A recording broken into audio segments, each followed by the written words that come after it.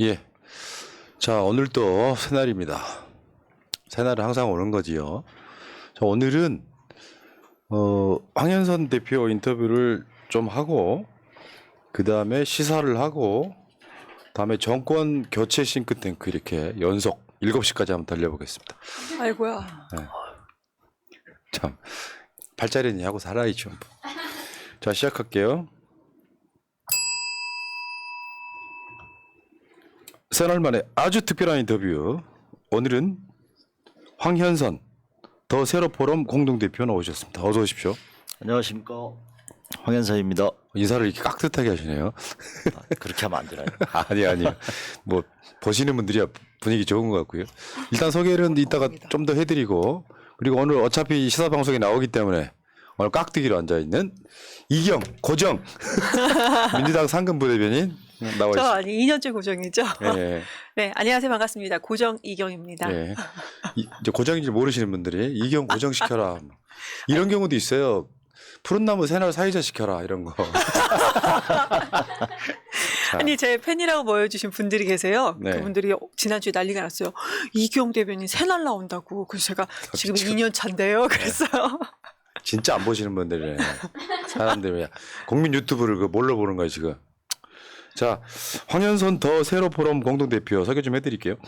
이분이 이제 어떤 분의 추천에 의하면은 최고의 전략통이다 이렇게 표현을 하고 있던데, 더불어민주당 전략기획국장을 전에 하셨고요.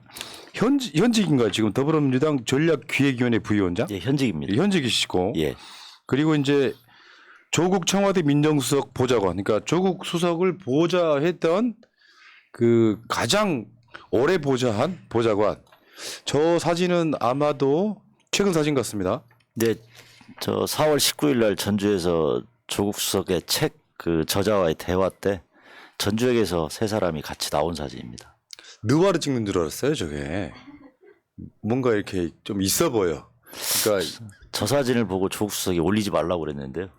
그랬어요? 키가 작게 나왔다고. 근데 사진이 저거밖에 없어서 구부정 했을 때 찍혔나 봐요. 그 두 분이서는 키 차이가 그렇게 안 나시는 거예요? 제가 약간 거북목이라는 걸 저걸 보고 의사한테 진단을 받았습니다. 아. 조국 장관 자세히 보면요, 청바지 입고 다니십니다. 네, 맞습니다. 소위 말하면 이제 우리 어렸을 때 봤던 기지바지 이런 거 안 입죠. 보통 청바지를 입고 다니는데 화면에는 그렇게 도드라지지는 않는데 청바지예요. 정말 잘 어울리는. 자, 어쨌건 이런 분이시고요. 그러니까 조국 장관이 민정수석일 때 이제 청와대에서 조국 민정수석의 보좌관이셨던 거죠. 네. 조국 수석이 그러시더라고요. 최고의 전략통이라고.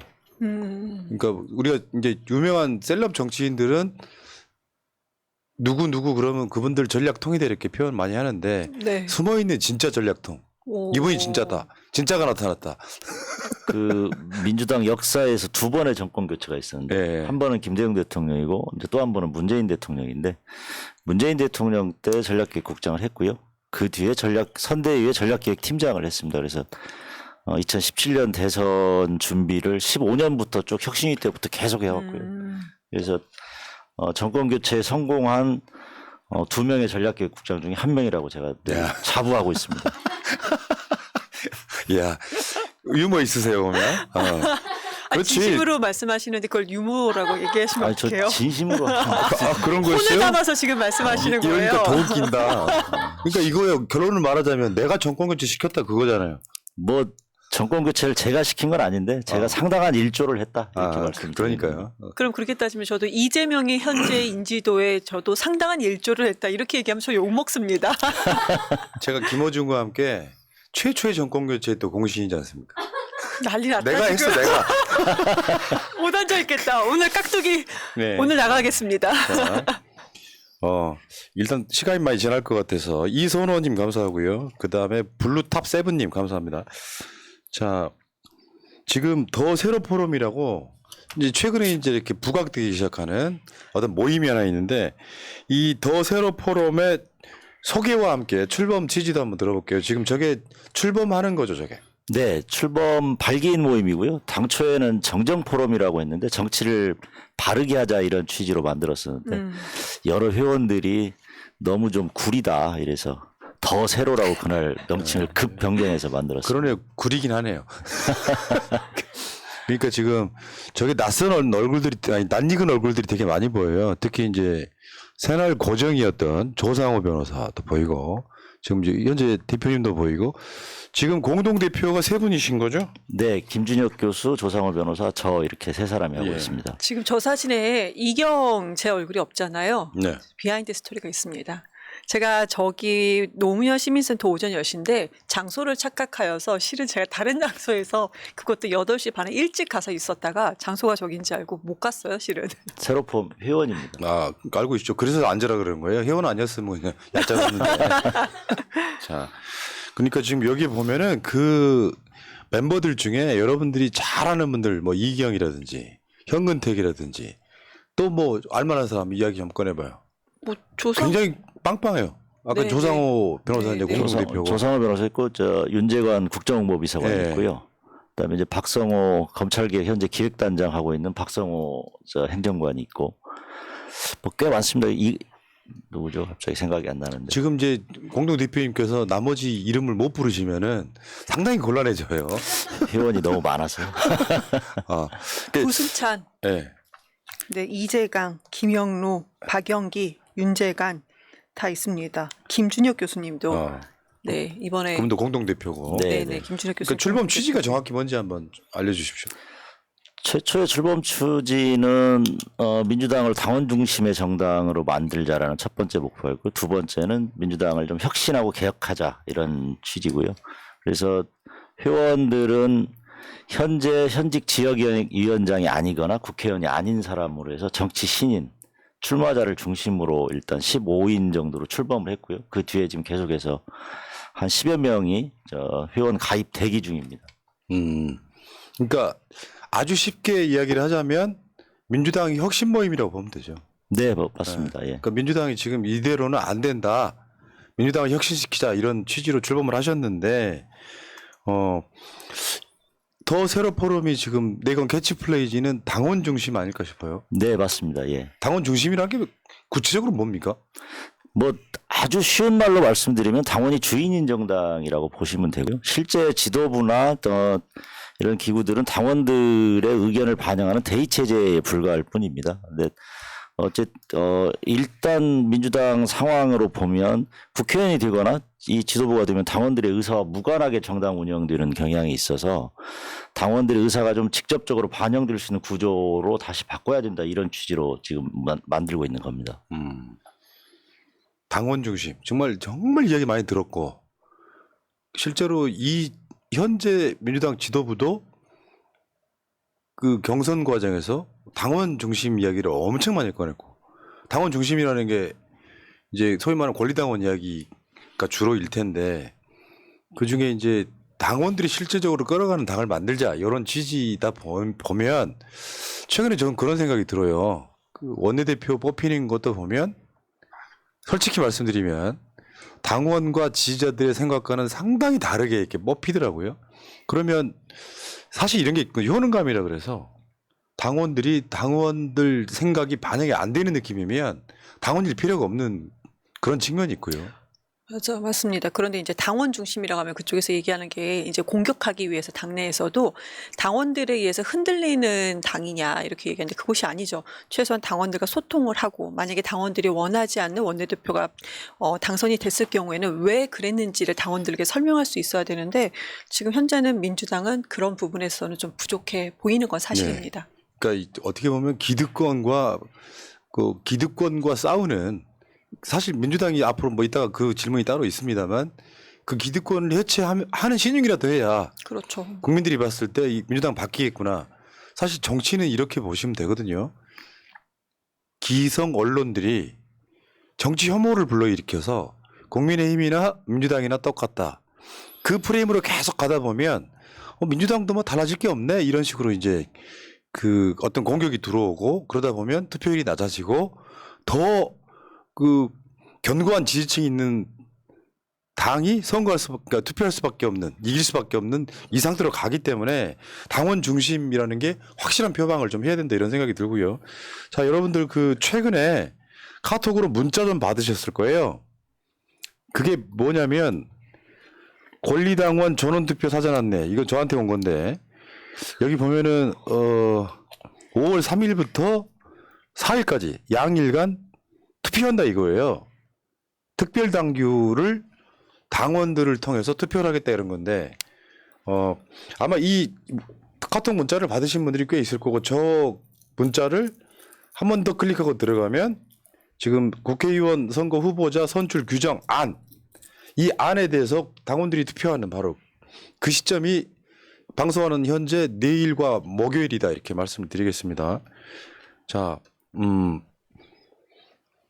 근데 지금 결정적으로 말씀드려서 저 특별당규 당원 투표를 반대하신다 이거죠. 예, 저는 반대하는 입장을 명확했고요. 실은 그 2015년 그 민주당 혁신위가 만들었을 때 현재 제도의 근간이 그때 만들어진 제도의 근간인데 그거와 전혀 변함이 거의 없는. 그때 김상곤 혁신이었나요? 예, 예. 네. 그때 김상곤 혁신위 때 만들었는데 그때 이제 도입됐던 제도가 ARS 아니 그 안심번호 투표가 도입됐고요. 청년, 신인, 여성 가산점들을 도입했던 시기였고 그래서 그 시기에 실은 그 제도에 반대하는 분들이 탈당하고 국민의당으로 창당했던 그리고 그때 당시 현역 의원에 대한 평가 제도를 최초에 도입했고요. 그래서 15년은 상당히 좀 뭐 그 전에 있던 것과 완전히 다른 혁신이 좀 됐었는데 2023년에 그 공천 TF에서 만든 특별당규 개정안은 15년과 거의 달라진 게 없는 개정안이어서 제가 문제가 있다고 지금 문제 제기를 하고 있는 겁니다. 네. 그러니까 지금 이 특별당규 반대하는 이유를 지금부터 한번 들어볼 텐데 이 특별당규를 어떻게 만들어진 거냐? 여러분들 기억하시겠지만 몇 개월 전에 22대 총선 특별당규를 이제 만들겠다라고 민주당의 총선 TF가 만들어져요. 그러면서 공천을 축제 과정으로 만들 것이다 이렇게 이제 포부는 그럴 듯 했는데 저 단장의 이계호 의원이 소위 이제 비명으로 불리우는 11명 그 공천 제도 TF 위원 중에 우리가 알고 있기에 9명 비명 그리고 친명은 2명 정도가 들어간 걸로 알고 있는데 여기서 이제 이 공천 제도라는 걸 내놓고 당원들한테 이거 뭐 어떻게 할까요? 찬성 반대를 투표를 지금 5월 3일부터 4일까지 하는 거예요. 네, 맞습니다.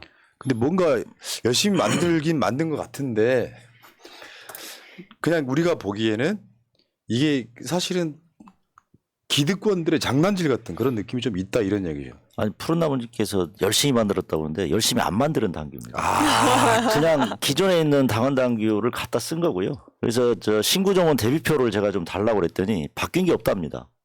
저 그래서 지난 총선에 썼던 제도를 그대로 갖다 복붙한 일부 제도라고 바뀐 게 딱 하나 있는데요. 청년이 10% 이상 여론조사에 10% 이상 이기면 단수 공천할 수 있다고 하는데 이건 일어나지 않을 일입니다. 왜냐하면 민주당의 국회의원이 169명이고 당선될 만한 지역에는 다 현역 의원이 지금 가 있거든요. 정치 신인인 청년이 어떻게 현역 의원을 10% 이상 이깁니까? 제가 볼 때는 20% 이내로 앉는 것도 쉽지 않은 일인데요. 그래서 일어나지 않을 일을 상정해놓고 마치 이게 청년한테 문을 넓힌 거다라고 주장하는 건 저는 더 심하게 말하면 저건 사기라고 생각합니다. 대국민 사기. 네, 저는 솔직히 말씀드리면 그 문구에서 저는 개인적으로 솔깃한 면은 있었어요.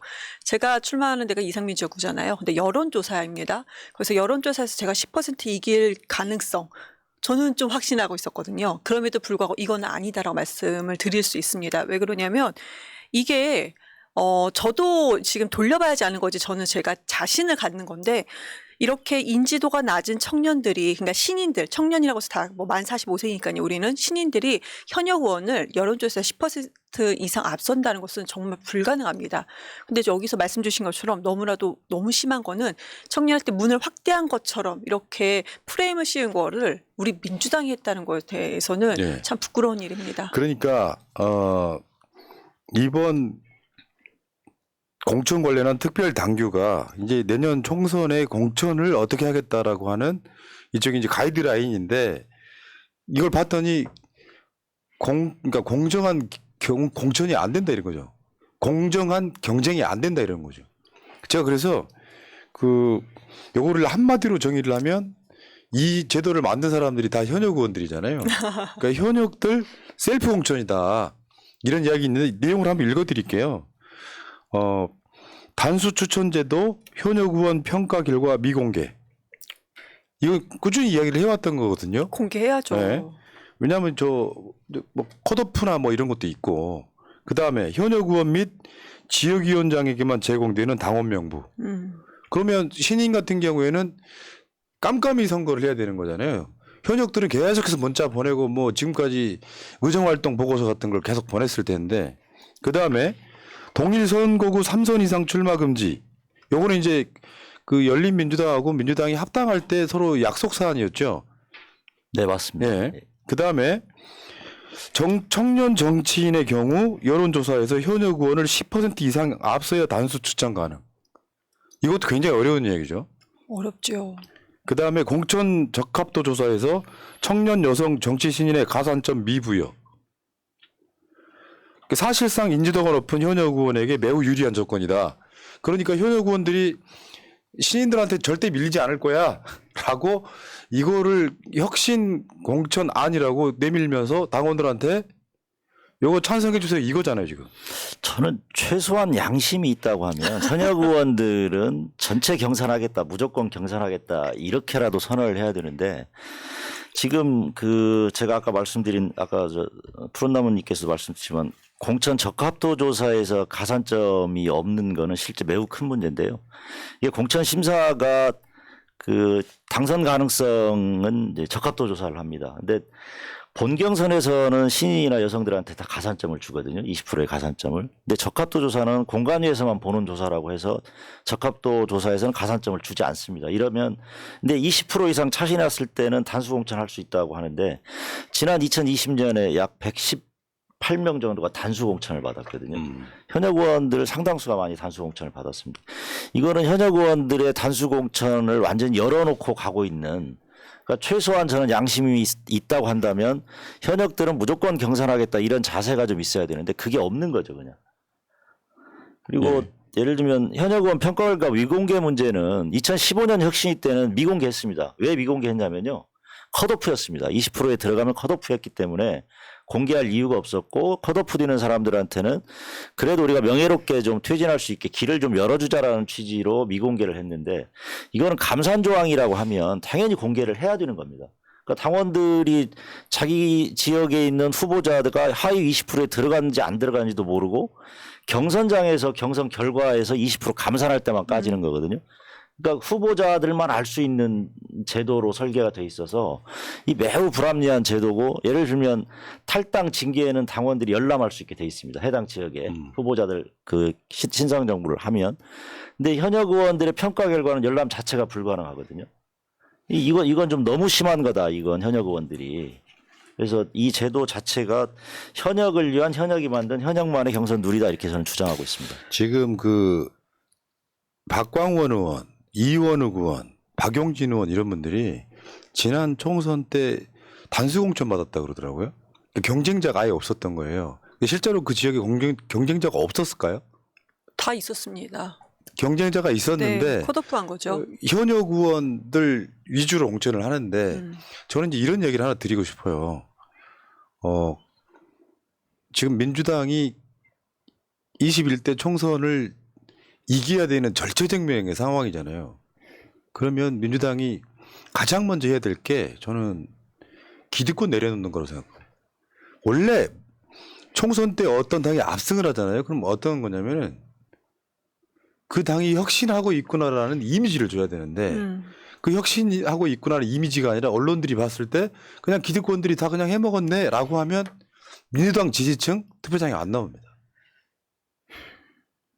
그러니까 총선에 가장 고민하는 건, 총선 전략의 가장 큰 건 공천 전략입니다. 혁신하고 어떤 사람을 이번 총선에서 저희가 대표로 내세우는가를 보여주는 게 실은 유권자들한테 민주당 혁신의 새로운 모습들인데, 예를 들면 현역 의원이 제대로 거의 다 뭐 공천 받아서 그냥 나타난다고 하면 변화되지 않은 민주당을 보여주는 거죠. 그리고 민주당에 대한 비판적 여론을 가진 많은 분들이 180석 줬는데 뭐 했냐라고 하거든요.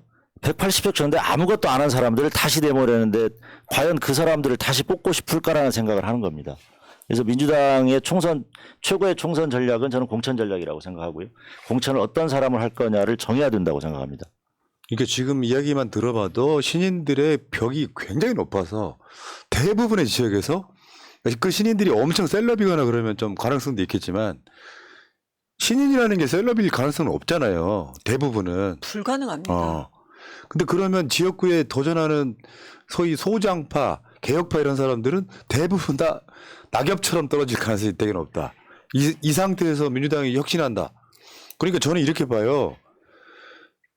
스스로가 기득권을 내려놓지 않으면 당은 바뀔 수가 없어요. 근데 그 기득권이라는 게 뭐냐? 현역 국회의원들이 기득권인 거잖아요. 그 기득권인 사람들이 이제 공천 TF를 만들어가지고 뭔가 좀 혁신하는 모습을 보여주자라고 지금 이재명 대표가 믿고 맡겼는데 현역 국회의원들이 엄청 유리한 제도를 만들어 놓고 당원들한테 저는 이렇게 생각해요. 내려놓는 자가 이겨요, 결국에는. 우리 기득권 다 내려놓겠다라고 이야기하면 그 사람들 당원들이 찍어줍니다. 그게 현역이든 누구든 간에. 네. 근데 기득권 지키겠다고 지금 새로 들어오지만 어떤 지역에 가도 제가 봤을 때 막 소위 소장파 개혁파라고 하는 사람들이 어떤 지역에 공천될 가능성이 많아야 한두 명 되지 않을까? 그러면 당원들이 봤을 때 찍고 싶겠냐고요. 예를 들어서 현역이 뭐 물갈이가 몇 프로 돼야 된다 생각하지는 않지만 최소한 한 반이라도 막 신인들이 대거 진출했다 그러면 사람들 느낌 자체가 야 민주당 정신 차렸냐 이런 생각이 들거든요. 근데 지금 막 제가 읽어드린 그 룰들을 보면은 이거는 그냥 기득권 지키겠다는 것밖에 안 되는 그런 느낌이에요. 저는 이제 22대 총선을 준비하는 사람이고 신인이고 여성이고 청년 입장이잖아요. 그런데 어제 저에게 많이 연락 온 분들이 민주당이 썩었어. 나는 이제 민주당을 지지하지 않을 거야. 저를 지지했던 분들조차도 이번에 총선에서 유성을 해서 이경을 만들겠다라는 분들조차 그런 연락을 상당히 많이 주셨거든요. 어떤 분은 막 되게 심한 말씀을 해주신 분들 많이 있었고 알고 봤더니 이것 때문에 그런 거였어요. 이 내용 때문에. 그럼 그 피해를 저희가 보는 건데 그 목소리 그러니까 그 원성을 또 지금 준비하는 이런 사람들이 또 듣고 있는 겁니다. 그걸 누가 만들었습니까? 현역 의원들이 다 만들었습니다. 그러면은 당원들이 일단 이거 반대 투표를 많이 하면 부결됩니까? 일단 뭐 현실적으로 100% 부결은 아닌데요. 당원 투표하고 그다음에 중앙위원회 투표하고 합산해서 찬반을 정하기로 그게 했는데 50대 50인가요? 예, 그렇게 알고 있습니다. 그래서 이게 실은 그 부결되기가 매우 어려운데 당원 투표 결과가 저는 과반 이상으로 반대 결과가 나오면 저는 반드시 재논의할 거라고 생각합니다. 그러면 어떻게 바뀌어야 된다는 거예요? 그 대안을 알고 싶어요. 저는 뭐 저희가 지난번에 한 발표는 했는데요. 경선 적합도 조사에서도 청년이나 정치 신인한테는 가산점을 부여해야 된다. 내부적으로. 그다음에 두 번째는 그 선출공짜 평가에서 결과 나왔던 하위 20%에 대한 명단이 공개돼야 된다. 이렇게 생각하고요. 그다음에 저희들이 주장하는 건 당원 중심 정당이라고 하면 당원들의 교체 지수들이 공천 심사에 반영돼야 된다. 최소한 이렇게 생각하는 거고요. 그다음에 그 예를 들면 당원들이 어떤 사람이 민주당 후보인지 잘 모르고 투표하게 될 수밖에 없습니다. 현실적으로 뭐 후보자 정보가 제공되는 게 아니거든요. 후보자들이 발로 뛰어서 제공해야 되는데 이 정보들을 저는 반드시 중앙당이나 시도당이 제공해 줘야 된다. 왜냐하면 당원 데이터가 현역 의원만 가지고 있습니다. 지난 3월 31일자로 전 현역 의원한테 현재 권리당원 명단이 다 제공돼 있고요. 두 번째로는 그 권리가 실효된 당원들, 직책 당비를 안 내서 일단 실효가 된 당원들 명단도 이미 제공돼 있습니다. 여기다 전화해서 당비를 빨리 내게 해서 권리당원으로 바꿔라라고 하는 명단까지 가 있거든요. 그렇죠. 근데 정치 신인들은 아무것도 없고 선거 끝날 때까지 아무것도 없는 맨손으로 그냥 이 유권자들을 홍보하라는 건데 당내 투표에서도 당원들이 누군지도 모르는데 이걸 어떻게 홍보를 하겠습니까? 현실적으로 불가능한 거고요.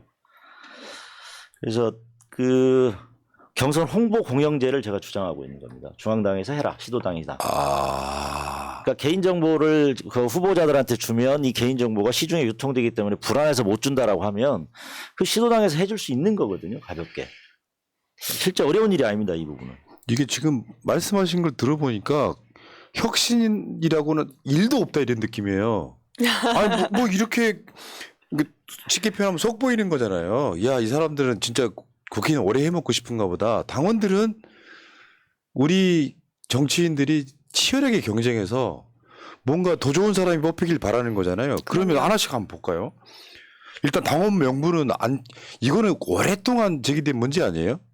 당원 명부를 갖고 있는 사람이 무조건 유리하거든요. 그럼요. 저번에 저 민영배 의원이 지난 총선 때 그러니까 공천 받을 때 상대방 후보만 당원 명부를 알고 있었던 거예요. 엄청 유리할 거 아니에요. 네. 그게 이제 부정선거처럼 돼가지고 재경선에서 민영배 의원이 가까스로 올라왔던 그런 기억이 있는 거고. 그러니까 경쟁을 시키려면 최소한 출발 선상이 같아야 되는데, 근데 이거는 바꿔내야 되는 게 전 가장 중요한 부분 중에 하나라고 생각하거든요. 당원 명부도 모르고 어떻게 경쟁을 합니까?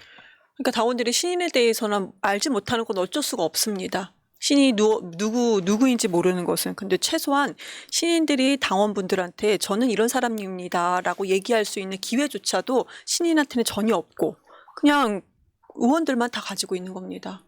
다 관리할 수 있고 연락할 수 있는 거고요. 예. 그리고 또 하나 가산점이 없어요. 원래 있지 않았어요? 있었습니다. 근데 원래 없앴다고? 네. 진짜 불안한가 보다 정치 신인 이분들. 가산점 아예 없었습니다. 아니 가산점이라는 게 원래 주어지는 거잖아요. 네. 신인들이 막 올라오게끔 뭔가 만들려고 어떤 정당이나 있지 않아요? 그 경선 가산점을 당초에 15년에 이제 설계할 때는 저희가 역대 경선 때 했던 결과 데이터를 보고 몇 프로를 줘야 신인이 조금이라도 그 당선 가능성을 높일까 해서 그때 20% 정도를 결정했는데요. 20% 정도를 줬을 때 10명 중에 1명이나 2명 정도 바뀌는 가산점이었어요. 실은 그럼요. 더 줘야 되는데 그렇게 되면 이제 당선 가능성이 좀 떨어지니 뭐 그런다고 하면서 이제 그때 그러면 20% 정도는 줘야 된다. 최소한 한두 명은 바꿔줘야 된다라고 하는 게 이 20%라는 선을 만들어낸 건데 이번에는 뭐 너무 대놓고 그러죠. 하는 것 같아요. 청년 여성 신인 모두 다 없앴습니다. 어떻게 보면은 좀 저렇게 뻔뻔할 수가 있나 싶은. 왜냐면 이거 만든 사람들이 현역 의원들이잖아요. 네, 맞습니다. 예. 근데 가산점을 없애겠다 그러면 우리가 다 해먹을 거야 이런 느낌이 있고요. 그 다음에 여론조사에서 현역 의원을 10% 이상 앞서야 단수 추천이 가능하다. 이것도 정말 어마어마하네요. 왜냐면은 지역구마다 자기 국회의원을 바라보는 시각들이 꽤 다르긴 합니다. 어떤 사람은 어떤 특정 지역구에 가면 다선 의원이어서 이제 선거의 이제 전략 중에 하나가 이번에 국회 들어가면 국회의장이야 뭐 이런 식으로 이제 중진을 이렇게 밝힌단 어디요? 말이에요. 뭐, 어디 유성을이요? 그런데 한편으로는 이 사람 우리 지역구에서 지금 뭐 4, 5, 20이면 20년이잖아요. 20년씩이나 해 먹었지만 바뀐 게 하나도 없다 해서 바꾸고 싶어요. 근데 여기에서 현역 의원을 10% 이긴다는 게 가능합니까? 이제 보통 지역 주민들이 그 정치 저간여층 같은 경우는 국회의원이 누군지도 모릅니다. 내 지역의 국회의원이 누군지도 모르는 경우도 상당히 있어요. 그런데 거기서 정치를 준비하겠다는 신인들이 누군지를 어떻게 파악을 합니까? 여론조사를 어떻게 참여를 하겠습니까? 제가 그 당의 과거에 이제 조사 분석국장도 했는데요. 실제 여론조사는 인지도 싸움이라고 합니다. 맞아요. 그러니까 현역 의원이 아무리 못났어도 인지도가 50% 이상은 됩니다. 이름을 기억을 하잖아요. 근데 정치 신인은 처음 시작하면 인지도 0에서 시작하거든요. 그럼요. 인지도 10% 올리는데 거의 6개월 이상 걸려야 이 10%가 올라가는데 예를 들면 경선 준비를 뭐 4년 내내 한 번 출마하지 않았으면 몰라도 열심히 해봐야 인지도 20%도 안 나옵니다. 근데 그 안 나오는 상태에서 여론조사를 하는 것 자체가 무의미한 제도고요. 그래서 저렇게까지 현역 의원들이 본인들이 상당한 위기감을 느끼고 있는 건 분명한 것 같습니다. 지금. 그러다 보니 나만 살까요라는 누를 만들고 있는 거고요. 그 이재명 대표는 대선 가기 전에 민주당 개혁에 대한 저는 아젠다를 갖고 있다고 생각을 하거든요. 솔직히 말씀드리면 뭐 두 분은 못 하실 이야기인데 이재명 대표는 이 공천 안에 대해서 반대할 거라고 생각합니다. 제 입장에서는 그래요. 그러니까 이게 대통령이 되는 과정에서 대선 주자가 되는 사람은 당을 한번 아주 시원하게 깨끗하게 바꾸는 그런 이미지가 하나 있어야 되는데 요거를 이재명 대표가 저는 찬성할 리 없다. 이재명 스타일을 보면 좀 그렇게 보고요. 여기서 하나 더 중요한 게 하나 있죠 지금. 기득권이라고 불리는 저는 대의원이 악마화 되는 것도 싫지만 대의원제 폐지에 대해서는 상당히 오랜 기간 동안 대의원제 폐지 아젠다가 있었잖아요. 이것도 같이 논의해야 되는 사항 아닙니까? 그 당연한 말씀이고요. 저는 뭐 실은 대의원제 폐지는 궁극적으로 가야 될 과정이라고 생각합니다. 그래서 근데 제가 이제 지난번에 더 세로에서 정당구조혁신위원회를 제안을 했는데 이게 대의제뿐만 아니고 당직 선출 제도가 지금까지 20여 년 넘게 단 한 번도 바뀐 적이 없습니다. 당원, 대의원, 여론조사 이 비율만 늘 조정했거든요. 대의원을 40% 주느냐, 50% 주느냐, 뭐 맞아요. 30% 주느냐. 이 당직 선출 제도가 변화되지 않으면서 벌어진 사건이 저는 돈북두 사건이라고 생각하고요.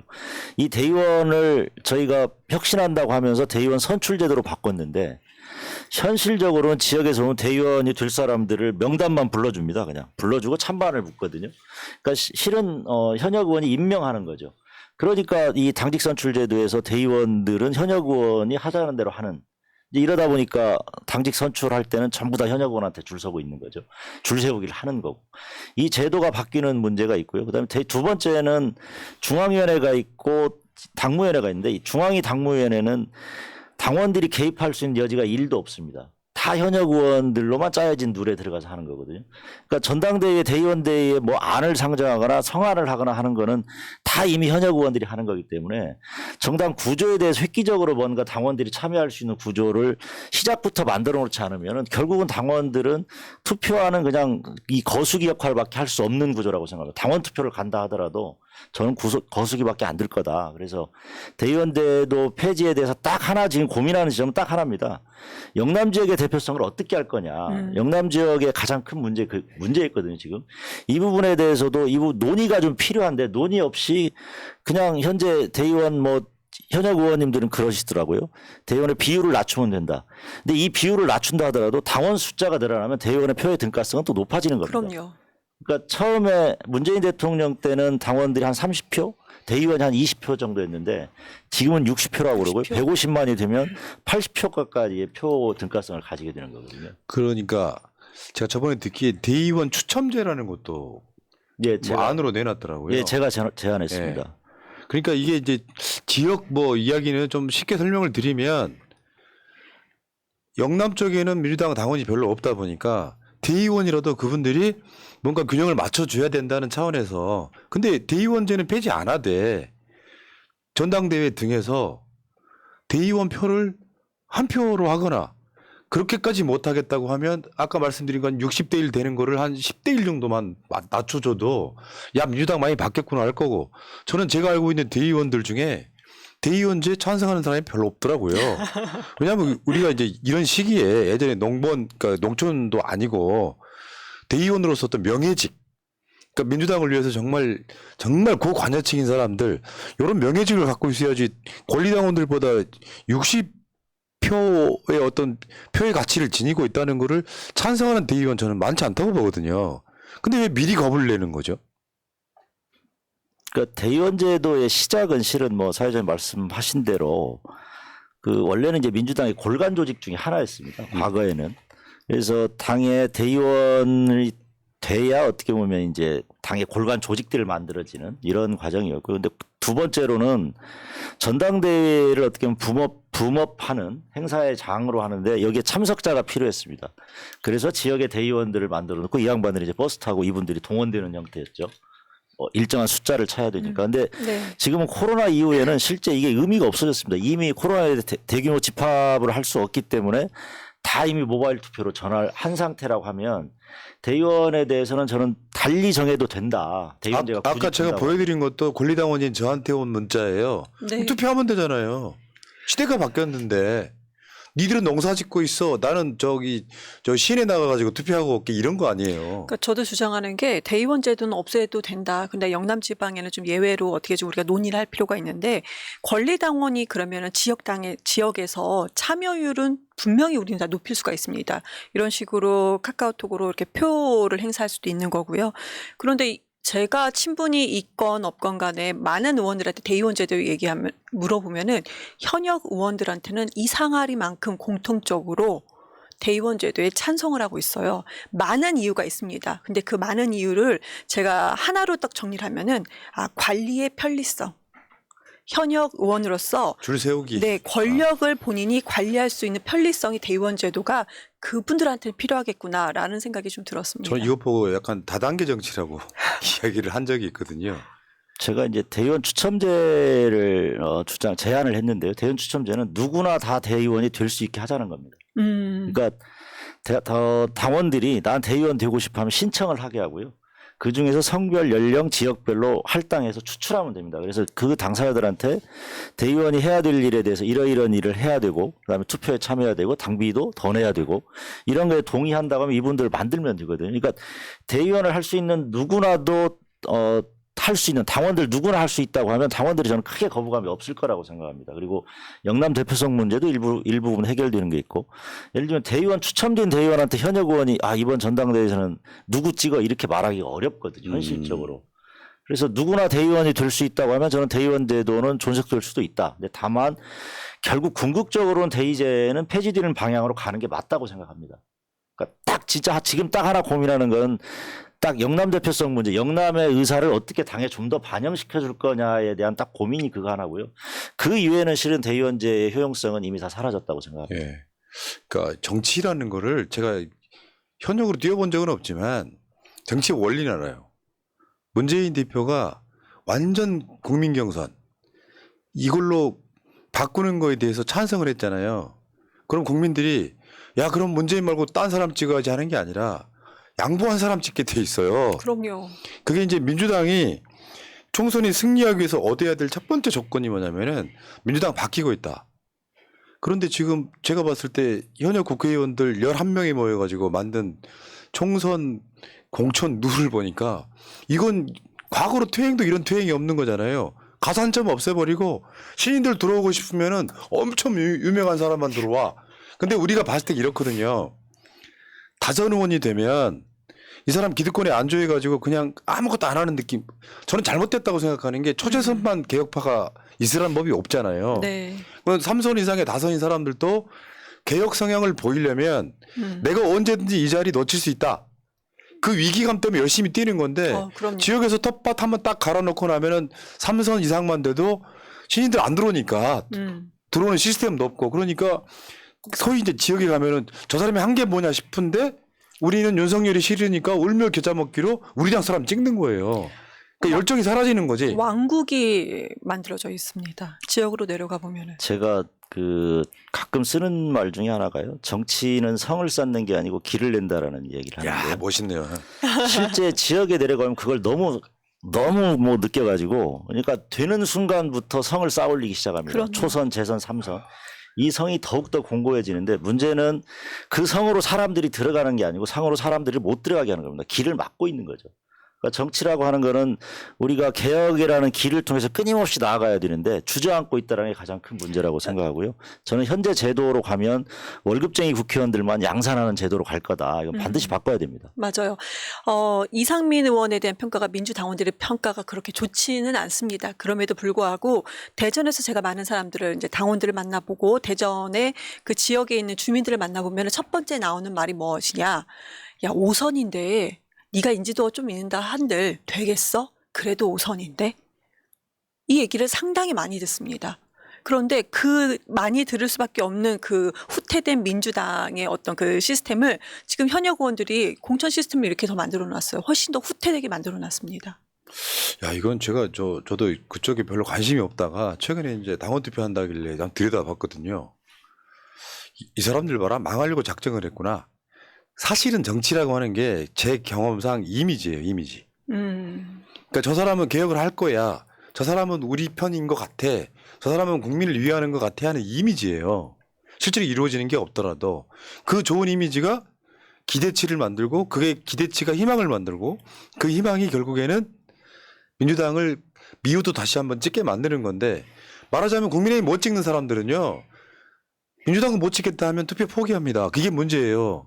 그러니까 민주당이 지금 뭔가 해보려고 하네. 이재명 중심으로 이번에 민주당이 이기면은 이재명 대통령도 금방 되겠네 하는 이런 희망들을 갖고 있으며 가야 되는데 낮은 단위에서 현역 국회의원들이 그분들한테 공천 TF를 만들 때 더 보수적이고 더 기득권 지키라고 만들어준 게 아니잖아요. 그러면 저라면 그렇게 생각해요. 11명의 사람들이 모여갖고 현역 11명이면 모여갖고 민주당 확 바꾸겠습니다라는 느낌을 주면 그 몇몇 보고 이 사람들은 공천됐으면 좋겠다는 이미지를 가질 거란 말이에요. 그 기득권 쌓기는 아무한테도 도움이 안 돼요. 국회의원 11명이나 있으면서 이것밖에 안 내놓습니까? 저는 안타까운 게요. 실은 우리가 지금 제가 이 저 경선제도에 대해서 기자회견을 하면서도 고민을 참 많이 했었는데요. 어떤 고민이었냐면 아니 윤석열하고 싸워야 되는데 내가 왜 당에다 이 문제 제기를 해야 되는지. 맞아요. 지금 실제 저희가 당원 투표를 가지고 당내 분란의 소지를 만드는 것도 사실입니다. 근데 당원들이나 모든 국민들은 윤석열하고 싸우라고 하는데 이 의원들이 어떻게 보면 당의 분란을 일부러 일으키는 거 아닌가, 노이즈를 만들어서 자꾸 시선을 다른 데로 돌리게 하는 거 아닌가가 매우 화나기도 하고 안타깝기도 합니다. 예. 솔직히 말씀드립니다. 자, 뭐 이제 당원 입장에서 당을 확 바꾸고 싶어요. 민주당이나 국민의힘이나 똑같다고 생각하는 분들이 꽤 많습니다. 우리 같은 고관여층은 저는 이렇게 말하거든요. 진짜 나쁜 당이 있고 좀 덜 나쁜 당의 차이는 분명히 있다. 이 당을 그러니까 차악, 뭐 최악, 뭐 차선 뭐 이런 거 있잖아요. 최선 이런 게 있잖아요. 최소한 민주당을 차선 정도는 만들어야 된다고 저는 생각을 해요. 그래서 민주당은 국민의힘과 완전히 다르다. 기득권들이 만든 프레임이에요. 국민의힘이나 더불어민주당 똑같다. 근데 지금 우리가 야당이기 때문에 민주당이 보수 기득권화 되면은 언론들 그것 맞고 또 물어뜯을 거예요. 민주당 지지하지 마 이런 메시지거든요. 이럴 때 확 바뀌지 않으면 민주당 살아남을 방법이 없다. 전 그렇게 보고요. 우리 시간 관계상 우리 더새로 황현선 공동대표님 마지막으로 지금 내일 모레 당원 투표 있는데 마지막으로 좀 호소 좀 하십시오. 당원 여러분께 간곡하게 부탁드립니다. 이 경선 제도로 가면 저희는 무난히 지는 선거를 치르게 될 겁니다. 최고의 총선은 윤석열 정부 심판론에서 시작되긴 합니다. 다만 심판하는 사람들이 제대로 된 사람들이 심판할 거냐의 문제인데 현재 제도는 여러분들이 지금까지 보셔왔던 민주당 180명, 169명의 현역 의원들이 윤석열 정부를 심판하겠다고 나섰는데요. 1년이죠. 1년 동안 윤석열 정부 심판을 위해서 뭐 했는지 당원 여러분께서 곰곰이 생각해 주십시오. 그러면 저는 결론은 명확하다고 생각합니다. 이 제도는 반드시 부결돼야 합니다. 감사합니다. 예. 그 최근에 원내대표 경선에 이어서 뭔가 민주당이 보수화되는데 어떻게 보면은 이재명 대표의 약간 고립처럼도 느껴지거든요. 이거를 당원들이 이겨내셔야 된다고 저는 생각을 해요. 그래서 당원들이 이걸 부결시켜서 민주당 자체가 조금이라도 그 달라지려고 하네라고 하는 이미지를 줘야 된다 이렇게 보는데 진짜 깜짝 놀랐는데 가산점 없고 여론조사에서 현역 의원 10% 이상 앞서야 단수 추천이 가능하고 당원 명부는 아예 공개도 하지 않고 뭐 이런 어떤 기득권 지키기가 정말 저는 눈꼴 사납다 이런 생각이 들고요. 참 11분들 그 좋은 머리 모으셔갖고 내놓은 이거라니요. 놀랍습니다. 국민의힘보다 더한 게 아니냐 이런 생각이 듭니다. 민주당을 망하게 하는 네. 안을 내는 겁니다. 자, 알겠습니다. 여러분 내일부터 시작되는 투표에 많은 관심 보여주시기 바라겠습니다. 자, 오늘 황현선 더새로 공동대표님 나와주셔서 감사드리고요. 감사합니다. 다음에 또 뵙도록 하겠습니다. 고맙습니다. 예. 고맙습니다. 네.